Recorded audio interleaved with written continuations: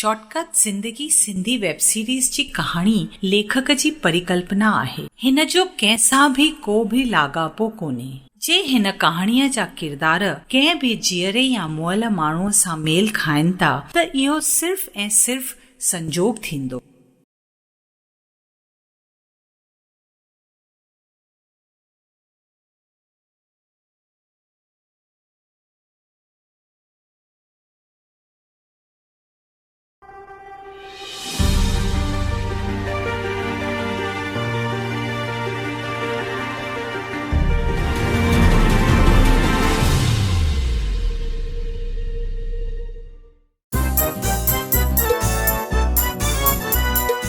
हे हाँ हाँ शॉर्टकट जिंदगी माण्हू ही तेजियनि था हू मस्तीअ जे पुठियां दीवाना थी फिरनि था हवा में उॾामी धरतीअ ते किरनि था।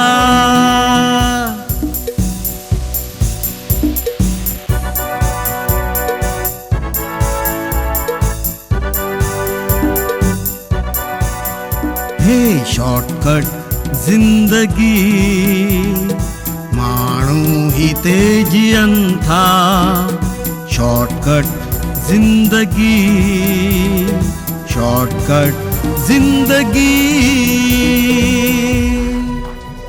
हिन खां पहिरीं तव्हां 6 एपिसोड्स में ॾिठो त सेठ हीरानंद सेठ नंदलाल जे बारे में अख़बार में छपियल न्यूज़ पढ़ी करे परेशान तो थी वञे। सेठ हीरानंद अमित जे गर्लफ्रेंड पिंकीअ खे फ़ोन करे थो पर पिंकीअ जो पीउ अमित खे फ्रॉड चवे थो। सेठ हीरानंद तकिड़ो पंहिंजे ऑफिस में अचे थो। हुनखे राहुल ॿुधाए थो त हुन सेठ नंदलाल ऐं अमित खे पंहिंजे फार्म हाउस में सेफ पहुचायो आहे।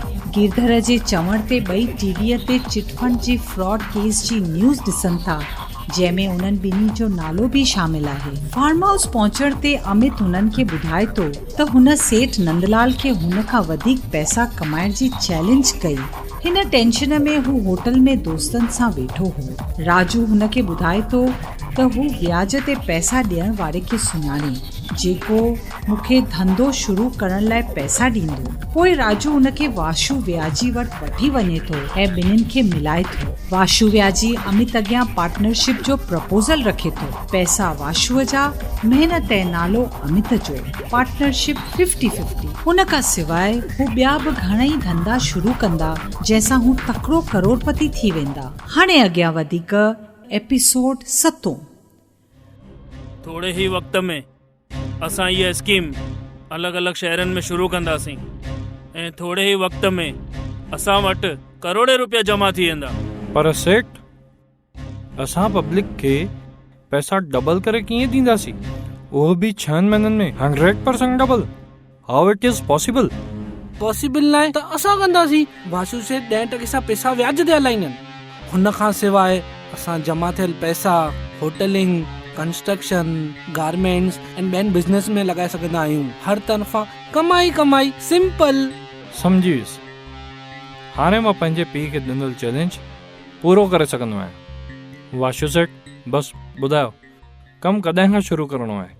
हिकु ॿी ॻाल्हि, पैसा मुंहिंजा हूंदा पर धंधो तुंहिंजे नाले ते शुरू थींदो। हिकिड़ी ॻाल्हि ॿुध, जेकॾहिं तूं मूंसां चालाकी कई अथई त सम्झे थो।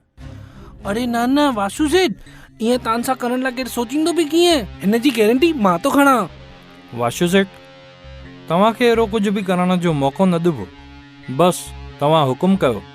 त ठीकु आहे, ऑफिस लाइ हिकु बोर्ड ठारायो ऐं हुन ते लिखायो Nandlal and sons company Dhan Varsha chit fund. Nandlal and sons? अरे इहो त मुंहिंजे पीउ जी कंपनीअ जो नालो आहे। न, मां इहो नालो न रखंदुसि।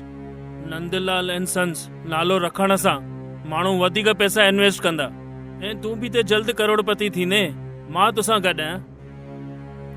वाशू सेठ तव्हां मूं ते भरोसो कयो आहे ऐं इहो भरोसो मां क़ाइमु रखंदुसि। बसि तव्हां शुरूआत कयो, पैसनि जी बरसाति पाण ई थींदी। हा वासु सेठ, बस तव्हां जल्दी शुरूआत कयो। पब्लिक लाइ अमिताभ फेस ही काफ़ी आहे। अचो हथ मिलायो।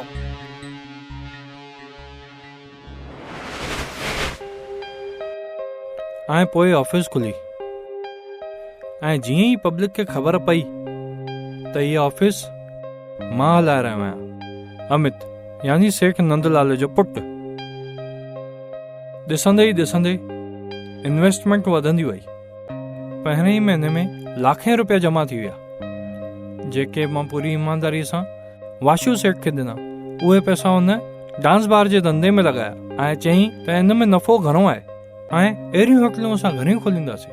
पोइ उहे पैसा असां कंस्ट्रक्शन जे धंधे में लॻाईंदासीं। ॾिसंदे ॾिसंदे असां करोड़पति थी वेंदासीं।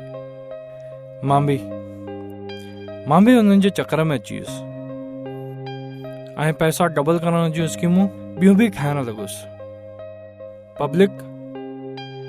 पब्लिक बि पैसा डबल करण जी स्कीमुनि जी लालच में अची करे ॿिया बि पैसा इन्वेस्ट करण लॻी। ॾिसंदे ई ॾिसंदे असांखे रोज़ करोड़े रुपया अचण लॻा।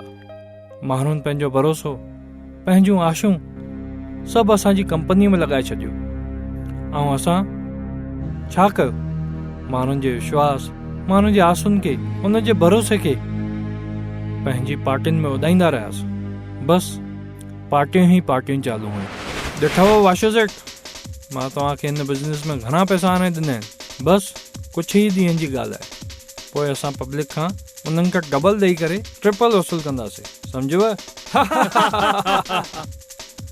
ॾिठे अमित, मां तोखे चयो हो न तूं हिते अची करे पैसा कमाए सघे थो। हाणे वञ, चईसि पंहिंजे पप्पा खे त तूं किथे खां किथे पहुची वएं। न राजू, हाणे वक़्तु न आयो आहे, बसि वक़्तु अचण ॾे। अमित ऐं राजू, मां असांजे बिज़नेस जे सक्सेस लाइ मां तव्हांजे लाइ शराब, शबाब ऐं कबाब जो बंदोबस्तु कयो आहे। ॿुधायो, कयूं शुरू?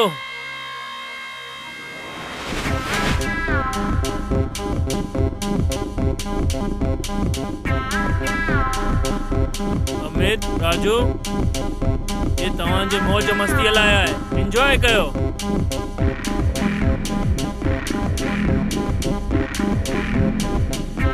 वाह, मज़ो अची वियो।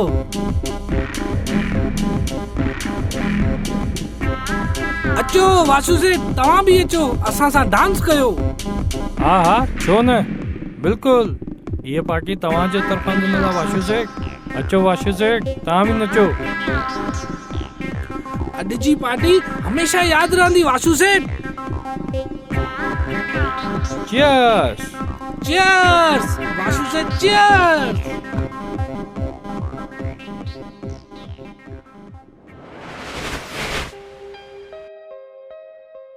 ऐं जॾहिं 6 महीना पूरा थिया ऐं पब्लिक खे पैसा ॾियण जो वक़्तु आयो, तॾहिं मां वाशू सेठ वटि वियुसि।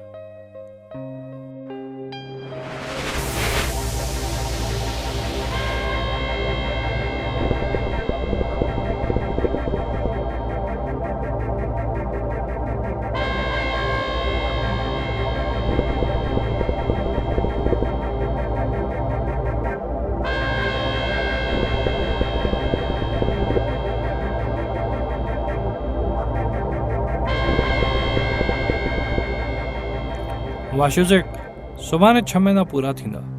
जिन माण्हुनि पहिरीं पैसा भरिया, सुभाणे उन्हनि खे डबल करे ॾियणा पवंदा।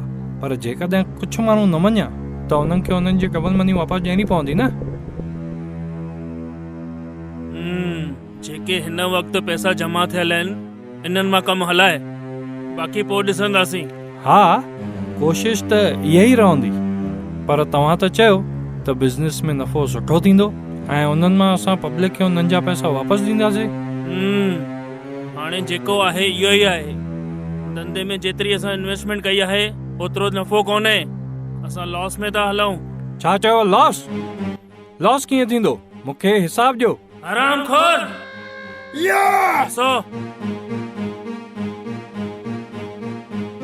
वाशू व्याजी खां तूं हिसाब तो घुरे? वन पुट वन। अॼु खां वठी करे असांजी पार्टनरशिप टुटी पई। त ठीकु आहे, चिट फंड जा पैसा अॼु जो अॼु मूंखे वापसि ॾियो। छा चए तूं? दरसो